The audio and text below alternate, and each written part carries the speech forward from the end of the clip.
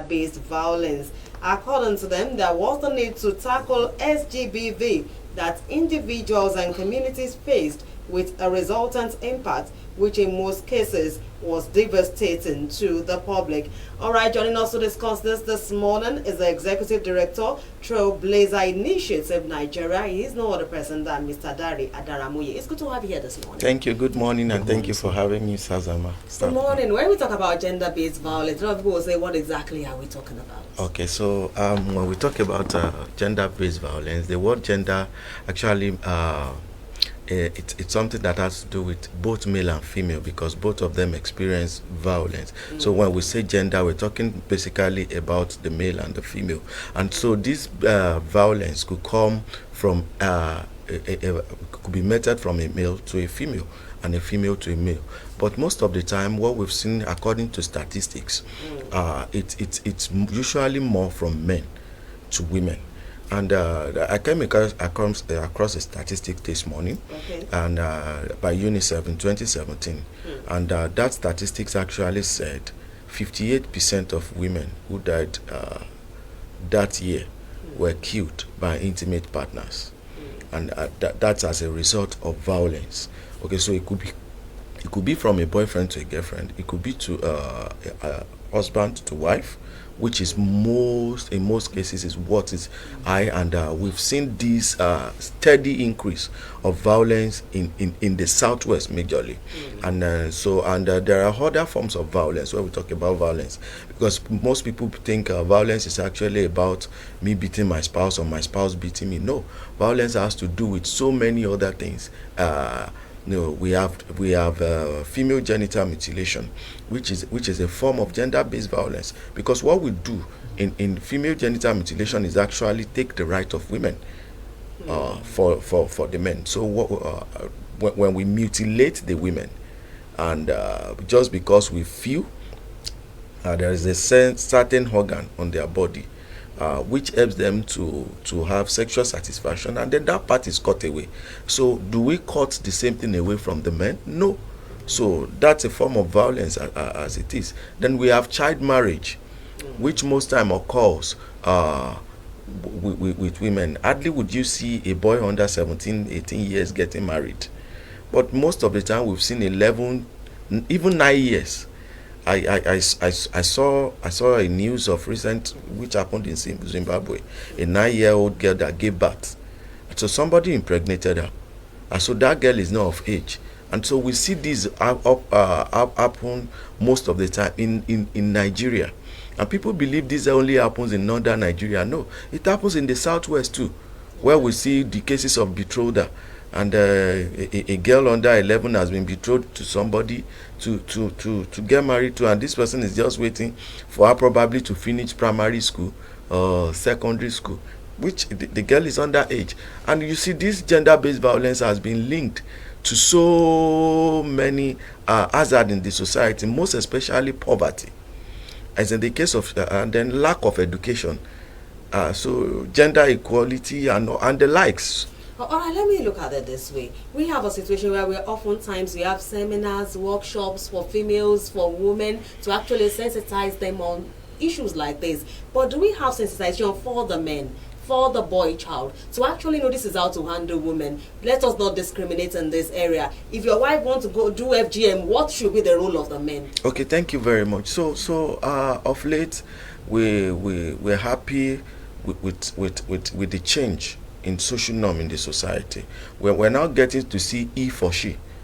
Especially, I'm an example.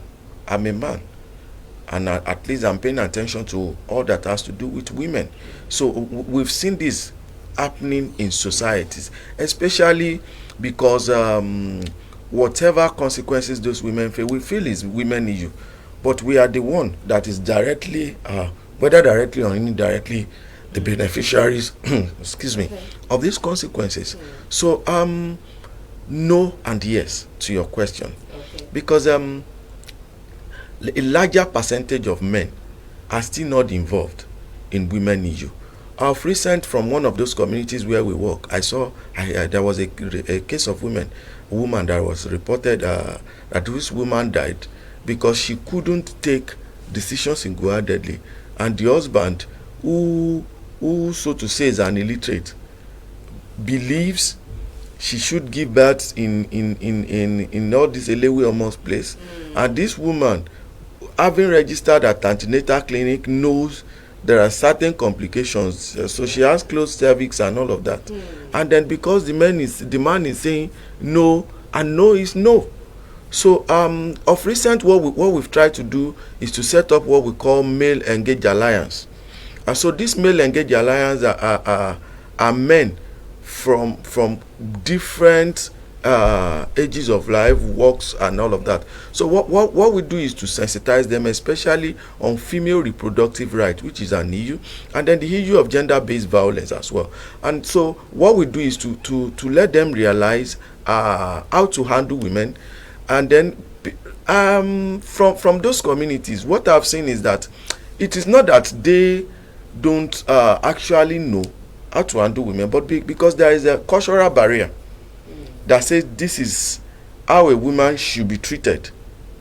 You understand? So we are changing these social norms, and so we are breaking these barriers by introducing what is right, okay, as against what this culture, the cultural belief, because I believe no culture says you should maltreat women. No culture. I've not seen it anywhere. No religion says that. But because of some myths and misconception, okay, take for example, in the Bible, I'm a Christian. Yeah. The Lord told Abraham to circumcise his male child, and then some people will tell you that the Bible doesn't make reference to women. So whatever reference is made to a man also includes a woman. So they, because of that, now believe that the Bible says both male and female should be circumcised. Now, we have these vices living with us. You've identified some major vices, which is FGM, yes, early child marriage. We also have gender-based violence also. Looking at all this, in today's world, what tools are we expected to use to tackle all this, apart from saying that, okay, we are educating men, we are educating women? Are there any other tools that we can actually get to use? Why will I say this? During COVID-19, it was a period that a lot of things were exposed, yes, and we know the dangers that we are living with now. And FGM campaign, it is not just start now, it has always been with us. Early child marriage did not start now, it has always been with us, and this gender-based violence. Is there anything that we can do better to make sure that we start tackling this? Thank you very much. If I will answer this question, for me it will be the law. Our law. In Nigeria, we have what is called Violence Against Persons Prohibition Law, acts rather. And so as of today, out of the 36 states, I think 11 states has domesticated it, including Oyo State. Okay, so in Oyo State as well, we have child right law. We have Violence Against Women Prohibition Law as well in the state. So this brings us to 3 laws that prohibits what gender-based violence or whatever vices we could talk about, even FGM. But it is heartbreaking to say that there are 3 laws and 0 prosecution, even in Nigeria as a country. So what if I will interpret that, it means get caught if you are not smart. So the law needs to take its course. And for me, you'd see people not getting to know the law is not is one thing on this side. The law enforcement agencies not getting to know the law that are available in the state is the height of it for me. Most of these people don't even know. Okay, so you go to a police station to report a case of female genital mutilation, and then they say, Eloma settle, go home and go and sort it. They believe it's family matter. It is something that has to do with culture, because they are not even aware that there is a law in the state. So at a point, we have to bring together law enforcement agents like civil defense, police. We even involved Amotekun, because they are the community police, whether we like it or not. And then most of them don't even know that such a law exists. Let me come in here. Apart from the issue of ignorance that you've just mentioned, I've spoken with some female lawyers like from FIDA, and what they told me that even when they have such cases and they want to go ahead with it, the communities will come together and come and say, oh, don't let us stigmatize this person, let's go and settle it at home, because of the cultural barrier. So that's it. I was going to say that me being a medical doctor, I came out from a community, and that community has their own cultural beliefs, and that was where that probably will be the community where I grew up, and then these cultural values are passed to me as well. So against what the Hippocratic law or oath says, I still have some reservation about what my culture says. Africans, we are cultural people, and most of the times when you see gender-based violence, it's as a result of one cultural belief or the other, that when a man is talking, a woman should not talk. You give me food, you didn't kneel down. I mean, those are culture, and then you, because of that, start beating your wife, and then it is also cultural belief that a boy is better than a girl. It's in our culture that a woman should not have should not inherit or have access to inheritance, to properties, and all of that. So all of these are cultural myths and misconceptions that are passed on. So these cultural beliefs as well also have it takes its effect on the law, because that's where you now start hearing ejeka law tonile, let's go back home, and then the belief, which is still part of our culture, they will tell you in the communities that akitiko today washore, that if I sue my neighbor or my family member, after the case, we won't get back home to come and become friends and all of that. So it boils down to number one, the bottleneck on culture, illiteracy, and lack of orientation or sensitization, as the case may be. Well, let us look at that of child marriage and relating it to poverty rates. Also relating it to the educational, some will say that education is actually so expensive, and the ones that we have that are less expensive, they are being run by governments, they are not in the shape that they are supposed to be.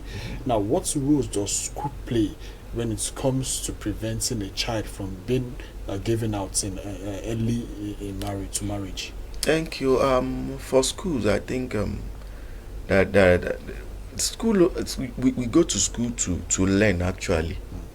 And so in school, in curriculums now, you have FGM as one part of the curriculum. I think in civic education, you see all this issue of gender-based violence being taught, even right from primary school. They teach about the values and role of education and all of that. So school is there to teach, but they cannot enforce all of these things. So these kids get to come to the awareness of their rights right from the tender age in school. But then, coming to awareness, remember they are still at a very tender age where parents most of the time have to be the decision taker. So they cannot take these decisions on their own. Even the law of the nation says until you are 18. You know that. Let's look at it this way. What happens to if you see something, say something? Are we teaching them to speak up? For example, in cases of sexual abuse, where they can say, this has happened to me today, and the parents can take it up from there. But in lots of cases, the children keep quiet until much later, when there are no evidences and the parents can't even do anything. So for me, I think most of them are speaking out. But then, who do they talk to? That's another problem. Okay, so somebody is trying to touch me and molest me, and then you say, when you see something, say something. And then to who exactly? That's the question. You say something to the parents, who the uncle is the culprit. And the uncle is the culprit. Okay, so I have a case now. Okay. A girl of 16-year-old who got disflowered by her mom's immediate younger brother. Okay, so that has been going on for a very long time.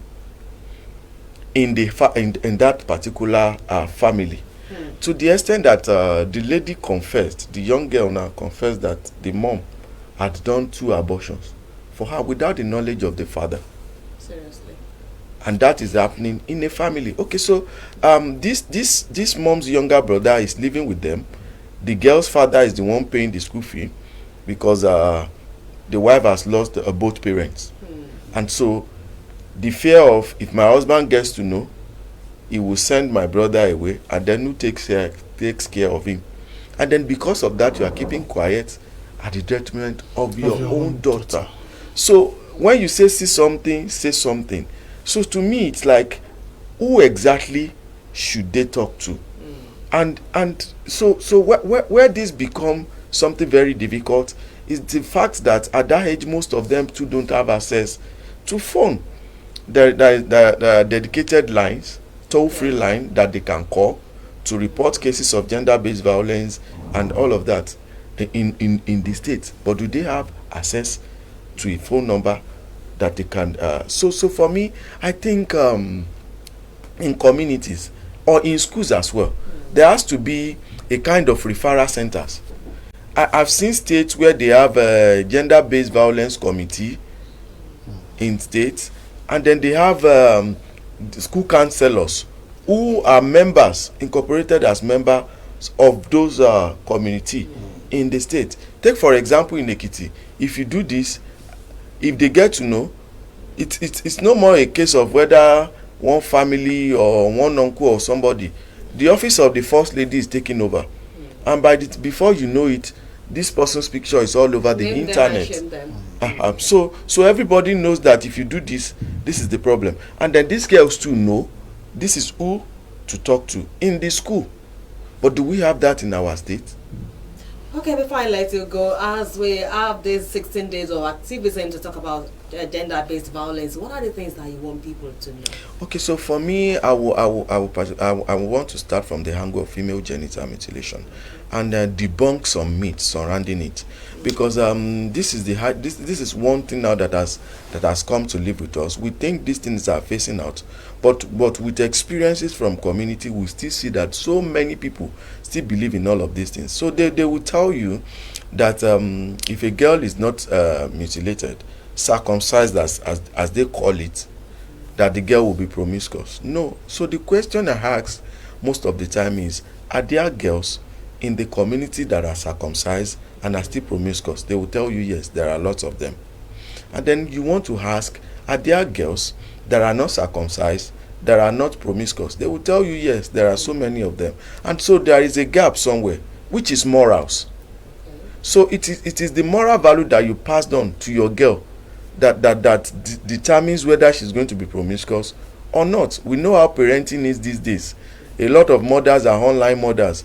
A lot of mothers. I know a family in Lagos who as a time we were neighbors, and then so these people, the husband works in I think somewhere in